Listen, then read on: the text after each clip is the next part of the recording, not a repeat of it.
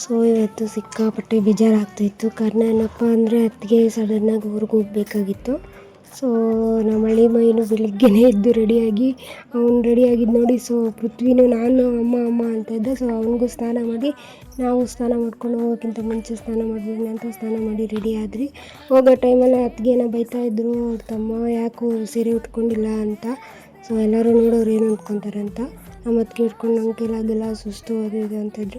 ಸರಿ ಆಯಿತು ನಡಿ ಅಂತೇಳ್ಬಿಟ್ಟು ನೀರು ಬಾಟ್ಲು ಹಾಲೆಲ್ಲ ಎತ್ಕೊಂಡ್ರ ಅಂತ ಕೇಳ್ತಾ ಇದ್ದಾಗ ಅತ್ತಿಗೆನೂ ನಾನು ಎತ್ಕೊಂಡೆ ಅಂತ ಇಬ್ಬರು ಮಾತಾಡ್ತಾಯಿದ್ರು.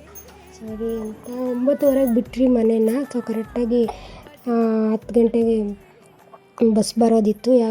ಯಾವುದಕ್ಕೂ ಸ್ವಲ್ಪ ಹೊತ್ತು ಹಾಫ್ ಆನ್ ಅವರ್ ಮುಂಚೆನೇ ಹೋಗೋಣ ಅಂತ ಹೋಗಿ ಇಳಿದ್ರಿ. ಇಳಿದ ತಕ್ಷಣ ನೋಡಿದ್ರೆ ಅತ್ತಿಗೆ ಹೂವು ಇಟ್ಕೊಂಡಿರಲಿಲ್ಲ. ಬಾ ಹೋಗಿ ಅಜ್ಜಿ ಇದ್ದಾರಲ್ಲ ಅವ್ರ ಹತ್ರ ಹೂವು ಇಸ್ಕೊಳ್ಳೋಣ ಅಂತ ಹೋದ್ರಿ. ನೋಡಿದ್ರೆ ಇವತ್ತಂತ ಅಜ್ಜಿನೂ ಹೂವು ಅಂಗಡಿ ಇಕ್ಕಿದ್ದಿಲ್ಲ. ಸರಿ ಬಿಡು ಅಲ್ಲೇ ಯಾಕೆ ಹೋಗೋಣ, ಹೂವು ಅಜ್ಜಿ ಇಲ್ವಲ್ಲ ಇಲ್ಲೇ ತಗೋ ಅಂತ ಹೇಳ್ತಾ ಇದ್ದೆ. ಸೊ ಅತ್ತಿಗೆನೂ ಇಲ್ಲೇ ಹೂವು ತಗೊಂಡು ಮುಡ್ಕೊಂಡು ಸರಿ ಅಂತ ವೆಯ್ಟ್ ಮಾಡ್ತಾಯಿದ್ವಿ ಬಸ್ ಬರುತ್ತಾ ಅಂತೇಳ್ಬಿಟ್ಟು.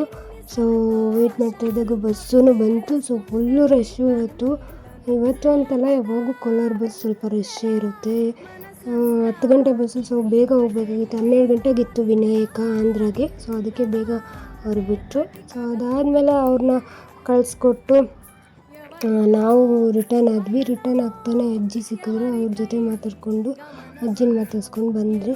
ಬರ್ತಾ ದಾರಿಯಲ್ಲಿ ನನ್ನ ಬಿಟ್ಬಿಡಪ್ಪ ಅಂದರು. ಸರಿ ಇರಮ್ಮ ಇವ್ರನ್ನ ಮನೇಲಿ ಬಿಟ್ಬಿಟ್ಟು ಬರ್ತೀನಿ ಅಂತ ಬಂದರು. ಬಿಟ್ಟಾಗ ನಾನು ಅನ್ನ ಇಕ್ಕಿದೆ. ಸೊ ಅವ್ರನ್ನ ಬಿಟ್ಬಿಟ್ಟು ಬಂದು ಇಡ್ಲಿ ಏನೋ ತಗೊಬಂದರು. ಪೃಥ್ವಿ ಕೇಳ್ದೆ ಅಂತ. ಸರಿ ಅಂತ ನನಗೆ ಚಟ್ನಿ ಬೇಕು ಅಂತ ನಮ್ಮ ಯಜಮಾನ್ರು ಅಂತ ಇದ್ರು. ಸರಿ ಅಂತ ನಾನೇ ಮಾಡಿಕೊಂಡೆ. ಚಟ್ನಿ ಮಾಡ್ಕೊಂಡು ಎಲ್ಲರೂ ಒಟ್ಟಿಗೆ ಊಟ ಮಾಡ್ಕೊಂಡ್ರಿ. ಊಟ ಮಾಡುವಾಗ ಪೃಥ್ವಿಗೆ ವೆಜಿಟೇಬಲ್ ಅಂದರೆ ಇಷ್ಟ. ಸೊ ಅನ್ನ ಎಲ್ಲ ಜಾಸ್ತಿ ಅಂತ ವೆಜಿಟೇಬಲ್ಗೆ ಎಗ್ ಹಾಕ್ಕೊಟ್ಟು ಫ್ರೈ ಮಾಡಿಕೊಟ್ರೆ ತಿಂತಾನೆ. ಸೊ ಅವರು ತಿನ್ನಿಸ್ಕೊಂಡು ನನ್ನ ಜೊತೆ ಬರೋ ಅಂದರೆ ನನ್ನ ಜೊತೆ ಬಂದಿಲ್ಲ. ಸರಿ ಅಂತ ಅವ್ರ ಜೊತೆನೇ ಊಟ ಮಾಡು ಅಂತ ಅವ್ರ ಜೊತೆನೇ ಊಟ ಮಾಡಿಸಿ ನಾನು ಪಾತ್ರೆ ಎಲ್ಲ ತೊಳೆದು ಮನೆಯೆಲ್ಲ ಕ್ಲೀನ್ ಮಾಡಿಕೊಂಡು ಬಟ್ಟೆ ಎಲ್ಲ ಜಾಸ್ತಿ ಇತ್ತು. ಬೆಳಗ್ಗೆನೇ ಒಗ್ದಾಕಿದ್ದೆ. ಬಟ್ ಹೋಗೋ ಟೈಮಲ್ಲಿ ಒಣಗೋಕ್ಕಾಗಿಲ್ಲ. ಇನ್ನು ಇವಾಗ ಬೆಡ್ಶೀಟು ಅವೆಲ್ಲ ಇತ್ತು. ಸೊ ಅವನಿಗೂ ಪೃಥ್ವಿ ಎಲ್ಲ ಊಟ ಮಾಡಿಕೊಂಡು ಮೈಯೆಲ್ಲ ಗಲೀಜು ಮಾಡ್ಕೊಂಡಿದ್ದೆಲ್ಲ ಅವನಿಗೂ ಚೇಂಜ್ ಮಾಡಿ ಬಟ್ಟೆ ಒಗ್ದಾಕಿ ಇವತ್ತು ರೆಸ್ಟ್ ಮಾಡೋಣ ಅಂತ ಮಾಡ್ಕೊಂಡಿದ್ವಿ. ಇದಾಗಿರುತ್ತೆ ಇವತ್ತು ಮಿನಿ ವ್ಲಾಗ್. ಹೇಗಿತ್ತು ಅಂತ ಕಮೆಂಟ್ ಮಾಡಿ.